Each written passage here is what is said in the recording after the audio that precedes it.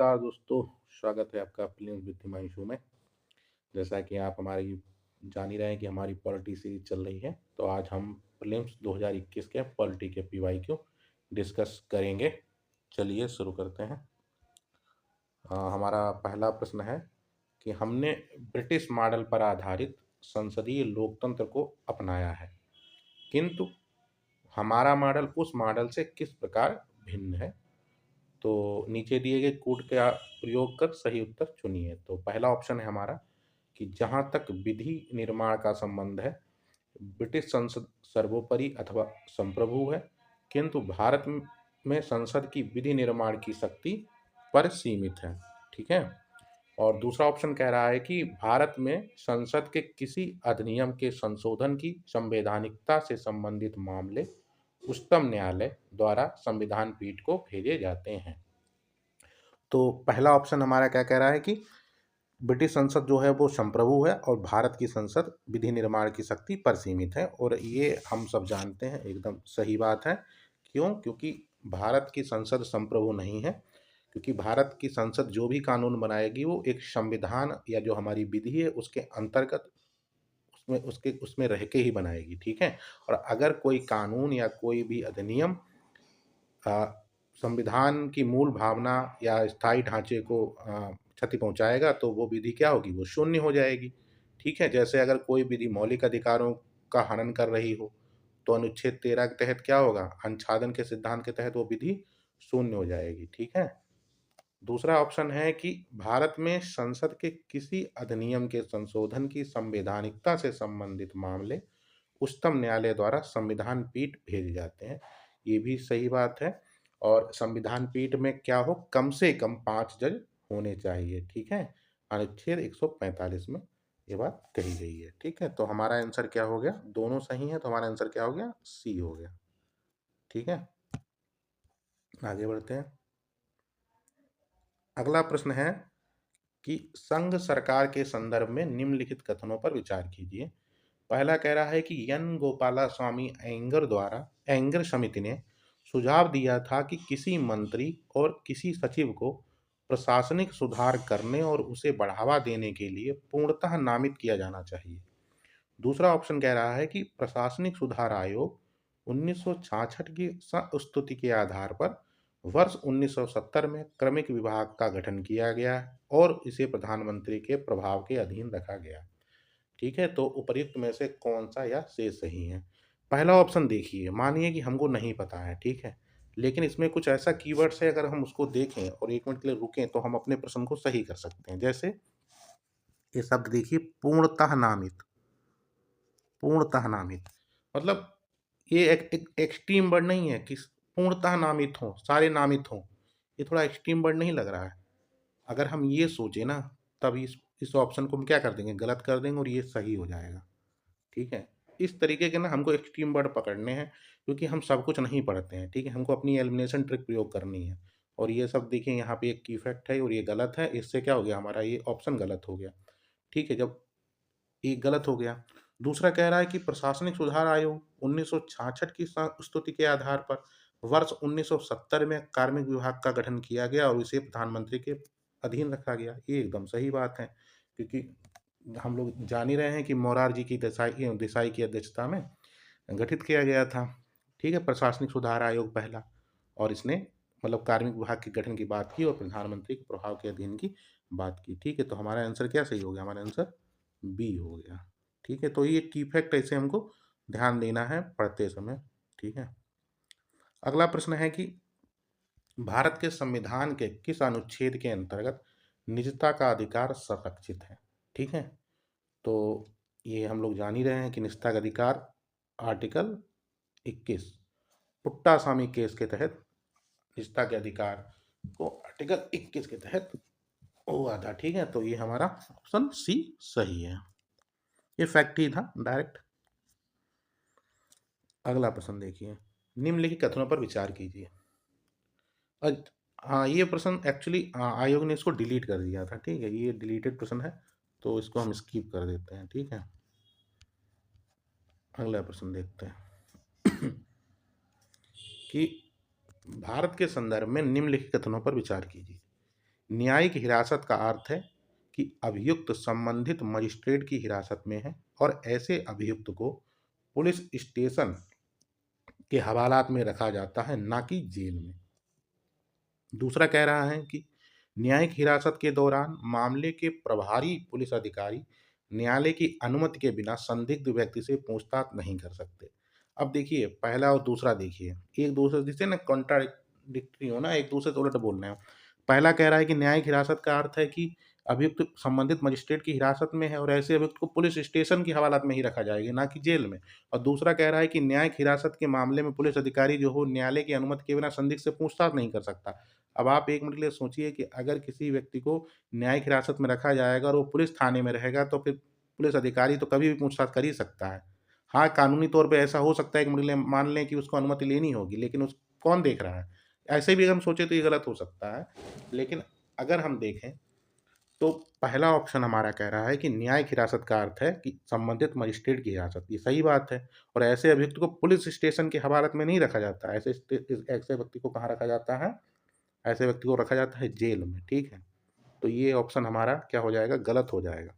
दूसरा ये सही है कि न्यायिक हिरासत के दौरान मामले के प्रभारी पुलिस अधिकारी को न्यायालय की अनुमति के बिना संदिग्ध से पूछताछ का अधिकार नहीं है, ये सही ऑप्शन है। तो हमारा आंसर क्या हो जाएगा? हमारा आंसर हो जाएगा बी। देखिए, ये थोड़ा तरीका अजीब-सा है, लेकिन हम ऐसे सोचेंगे ना तब हम उत्तर तक पहुँच सकते हैं, ठीक है? हो सकता है ये एक वे में सही ना हो, ये किताबों की भाषा ना हो या संविधान की भाषा ना हो, लेकिन हमको अपने उत्तर तक पहुँचना है तो हमको ऐसे सोचना होगा, ठीक है? तो इसका आंसर क्या हो गया? बी हो गया। अगला प्रश्न देखिए। अगला प्रश्न कह रहा है कि भारत के संदर्भ में निम्नलिखित कथनों पर विचार कीजिए। जब एक कैदी पर्याप्त आधार प्रस्तुत करता है, तो ऐसे कैदी को पैरोल मना नहीं किया जा सकता, क्योंकि वह उसके अधिकार का मामला बन जाता है। दूसरा कह रहा है कि कैदी को पैरोल पर छोड़ने के लिए राज्य सरकारों के अपने नियम हैं। उपरोक्त कथनों में से कौन सा इससे सही है? ठीक है, तो पहले दूसरा ऑप्शन देखिए। कह रहा है कि कैदी को पैरोल पर छोड़ने के लिए राज्य सरकारों के अपने नियम है और ये एकदम सही है, क्योंकि हमको ये बात पता है कि राज्य पुलिस को जो जेल है, वो राज्य सूची का विषय है। जब राज्य सूची का विषय है, तो राज्य अपने आधार पर निर्णय, अपने आधार पर नियम बना सकता है। तो दूसरा सही हो गया। पहला कह रहा है कि जब एक कैदी के पास पर्याप्त आधार प्रस्तुत करता है, तो कैदी पैरोल नहीं मना किया जा सकता, क्योंकि वह उसका अधिकार है। ठीक है? तो ये ऑप्शन हमारा गलत है। क्यों गलत है? क्योंकि ये अधिकार नहीं है, ये रियायत है, ठीक है? तो ये अधिकार नहीं है, रियायत है। सुप्रीम कोर्ट ने Ashfaq versus state of Rajasthan के में ये साफ कहा था कि पैरोल किसी कंडीशन में अधिकार नहीं है, तो ये अधिकार नहीं है, ठीक है? हाँ, पैरोल जो होता है, पैरोल को अधिकार के रूप में कई बार देखा जा सकता है, लेकिन पैरोल को नहीं देखा जा सकता है, ठीक है? और राज्य सरकार या जेल प्रशासन मना कर सकता है, क्योंकि ये उसके उसके व्यक्तिगत निर्णय पर निर्भर करता है, क्योंकि वो व्यक्ति का देखता है व्यवहार कैसा है, आचार कैसा है, ठीक है? उसका स्वास्थ्य कैसा है, इस आधार पर ही पैरोल देता है। तो राज्य मना कर सकता है और ये अधिकार नहीं है, ठीक है? तो दूसरा गलत, पहला गलत हो गया, दूसरा सही हो गया, तो आंसर क्या हो गया? बी हो गया, ठीक है? अगला प्रश्न है हमारा 84 कि राष्ट्रीय स्तर पर अनुसूचित जाति और अन्य पारंपरिक वन निवासी वन अधिकारियों की मान्यता अधिनियम 2006 के प्रभावी कार्यान्वयन को सुनिश्चित करने के लिए कौन सा मंत्रालय केंद्रक अभिकरण या नोडल एजेंसी है? ठीक है, तो ये हम लोगों को पता ही होना चाहिए, सीधा सीधा क्या हो जाएगा? जनजातीय कार्य मंत्रालय, ठीक है? तो ये प्रश्न तो सीधा सीधा हमको पता ही होना चाहिए, इसमें कोई ऐसा, वैसे सोचे तो सोच सकते हैं सब ये हो रहा है, जनजाति है तो जनजातीय मंत्रालय होगा, ये अगर इफेक्ट पकड़ें तो। मतलब ये अजीब सा है, लेकिन हम लोग सोच सकते हैं कि जैसे जनजाति की बात हो रही है, ये सब हो रहा है, तो ये मार दें। कई बार लोग पंचायती राज मार देंगे, तो नहीं, ये जनजातीय मंत्रालय है, ठीक है? तो 84 का क्या है? डी है। अगला है हमारा कि कानून को लागू करने के मामले में कोई विधान जो किसी कार्यपालक अथवा प्रशासनिक प्राधिकारी को अनिर्देशित या अनियंत्रित विवेकाधिकार देता है, भारत के संविधान के निम्नलिखित अनुच्छेदों में से किसका उल्लंघन करता है? तो ये हमको सीधा ही सीधा पता है कि यह अनुच्छेद 14 का उल्लंघन होगा, कि 14 समानता की बात करता है। और यहाँ क्या हो गया? उस अनियंत्रित विवेकाधिकार, वो जो चाहे करे, जैसे चाहे करे, तो ये क्या होगा? अनुच्छेद 14 का सीधा सीधा उल्लंघन है। तो ये आंसर हो गया। ठीक है। अगला प्रश्न हमारा कह रहा है कि भारतीय राज्य व्यवस्था में निम्नलिखित में से कौन सी अनिवार्य विशेषता है जो यह दर्शाती है कि उसका स्वरूप संघीय है। ठीक है, उसका स्वरूप कैसा है, संघीय है। तो न्यायपालिका की स्वतंत्रता सुरक्षित है, संघ की विधायिका में संगठक इकाइयों के निर्वाचित प्रतिनिधि होते हैं। तीसरा कह रहा है कि केंद्रीय विधानमंडल में क्षेत्रीय पार्टियों के निर्वाचित प्रतिनिधि हो सकते हैं। और चौथा कह रहा है मूल अधिकार न्यायालयों द्वारा परिवर्तनीय होते हैं। तो इनमें से ऐसा क्या है जो भारतीय राज्य व्यवस्था की संघीय स्वरूप को दिखाता है। तो संघीय क्या होता है, संघीय क्या होता है, सरकार, मतलब संघीय सरकार वह है जहां शक्तियां केंद्र और क्षेत्रीय सरकार, राज्य सरकार के बीच वितरित हों, विभाजित हों। ठीक है, उसे हम संघीय कहेंगे। और इसमें ऐसा क्या दिख रहा है, इसमें न्यायपालिका की स्वतंत्रता दिख रही है, क्योंकि न्यायपालिका स्वतंत्र है, यानी वो राज्य को लेकर और केंद्र को लेकर एक जैसी है, स्वतंत्र है, उस पर किसी का प्रभाव नहीं है।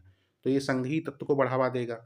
जैसे अगर हम और एक दो बातें करें संघीय क्या होता है, तो द्वैध राज्य पद्धति हो गई, लिखित संविधान हो गया, क्योंकि ये सीधा सीधा क्षेत्रीय शक्तियां और केंद्र के बीच शक्तियों का समान रूप से विभाजन करते हैं, संघ को मजबूत करते हैं। ठीक है, तो इसका आंसर क्या हो गया, ए हो गया। ठीक है, आगे चलते हैं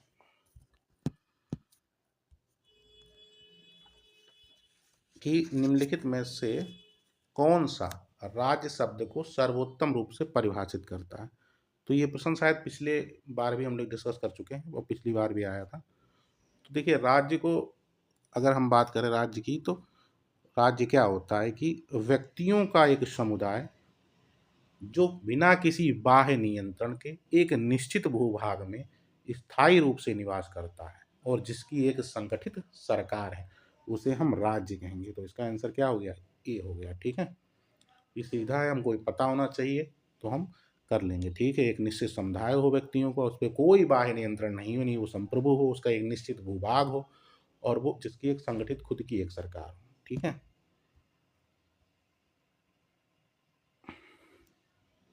अगला है कि भारतीय न्यायपालिका के संदर्भ में निम्नलिखित कथनों पर विचार कीजिए। तो पहला कह रहा है कि भारत के राष्ट्रपति की पूर्व अनुमति से भारत के मुख्य न्यायमूर्ति द्वारा उच्चतम न्यायालय से सेवानिवृत्त किसी न्यायाधीश को उच्चतम न्यायालय के न्यायाधीश के पद पर बैठाने और कार्य करने हेतु बुलाया जा सकता है। तो सकता है तो सही बात है, बुलाया जा सकता है। आर्टिकल 128 में यह संबंध है भी कि संबंधित व्यक्ति से और राष्ट्रपति की पूर्व अनुमति के आधार पर ऐसा किया जा सकता है, तो ये सही है।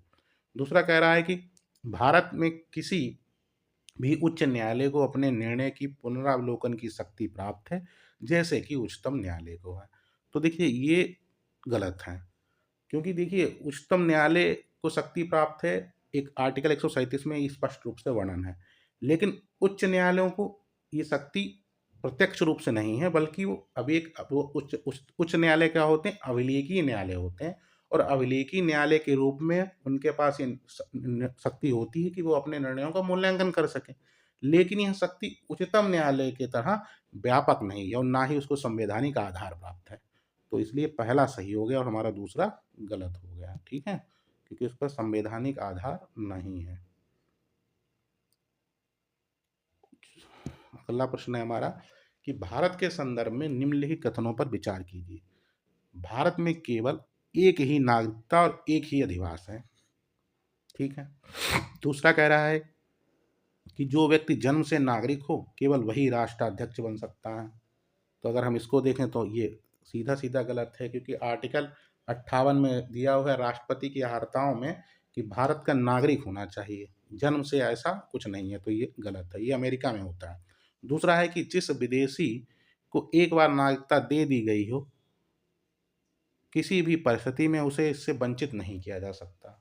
तो ये भी एकदम गलत है, क्योंकि तीन तरीके से नागरिकता जा सकती है, त्यागने से, बर्खास्तगी से और वंचित करने से। तो किसी भी समय किसी को बर्खास्त किया जा सकता है, तो दोनों तो गलत हो गए। अब जैसे ये गलत हो गया तो ये इसमें भी तीन है, इसमें भी, तो सीधा आंसर ए आ गया। क्या सही हो गया, भारत में केवल एक ही नागरिकता है और एक ही अधिवास है। ठीक है, अगला हमारा प्रश्न है कि निम्नलिखित में से कौन सा कारक किसी उदार लोकतंत्र में स्वतंत्रता की सर्वोत्तम सुरक्षा को नियत करता है। एक प्रतिबद्ध न्यायपालिका, शक्तियों का केंद्रीकरण, निर्वाचित सरकार, शक्तियों का पृथक्करण। ठीक है, तो उदार लोकतंत्र के लिए क्या चाहिए होगा, यानी उदार हो, यानी शक्तियां क्या हो, केंद्रित हो, नहीं। शक्तियों का केंद्रीकरण होगा तो एक ही आदमी डिसीजन लेगा, तो कैसे उदार होगा। एक प्रतिबद्ध न्यायपालिका तो हो, लेकिन शक्तियों का पृथक्करण सबसे ज्यादा महत्वपूर्ण है, क्योंकि शक्तियां जितनी बटी हुई होंगी ना अलग अलग हिस्सों में, उतना क्या होगा, एक लोकतंत्र उदार होगा, क्योंकि शक्तियां किसी एक के जगह पास केंद्रित नहीं है। तो इसका आंसर क्या है, डी है। ठीक है, अगला प्रश्न है कि भारतीय संविधान के अंतर्गत धन का केंद्रीकरण किसका उल्लंघन करता है। ठीक है, धन का केंद्रीकरण किसका उल्लंघन करता है, और ये हम आर्टिकल 39 में पढ़ते भी हैं। ठीक है, और ये 39 किस में है, राज्य के नीति निर्देशक तत्वों में। सीधा सीधा प्रश्न है, तो इसका आंसर क्या हो गया, बी हो गया। अगला प्रश्न है हमारा कि भारत में संपत्ति के अधिकार की क्या स्थिति है।